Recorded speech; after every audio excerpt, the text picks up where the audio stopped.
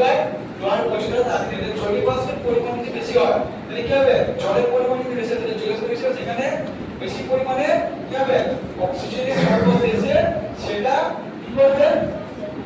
যে জলের মৌলগুলোকে আরো নষ্ট করবে The presence of salt in water makes the process of water molecule পানির মধ্যে নুনের মিশ্রণের জন্য এনজয় জলের মৌলগুলো একটা বেশি হয়ে যায় The process of rusting is represented তাহলে the process of rusting of iron reaction কি হবে rusting of iron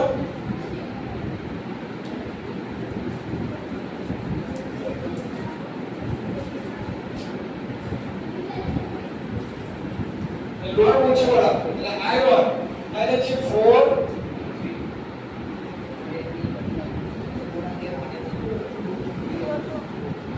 plus H2O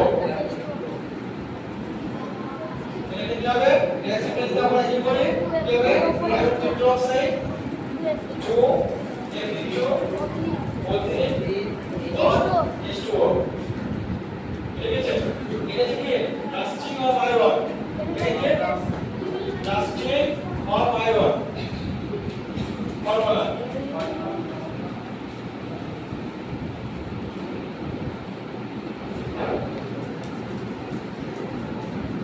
তাহলে এটা কি ছিল এটা রাখবি যে লোহার সঙ্গে অক্সিজেনের বিক্রিয়া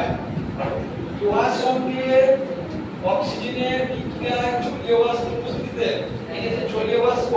এটা যে অক্সিজেন অ্যাটমসফিয়ারিক অক্সিজেন এই অক্সিজেনের বিক্রিয়া হচ্ছে আয়রন হাইড্রোক্সাইড ঠিক আছে এতে কি বলা হয় মনো দুই কি বলা হয়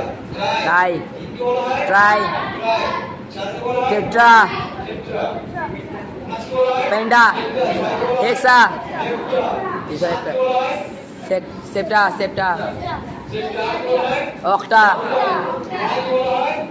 না নটা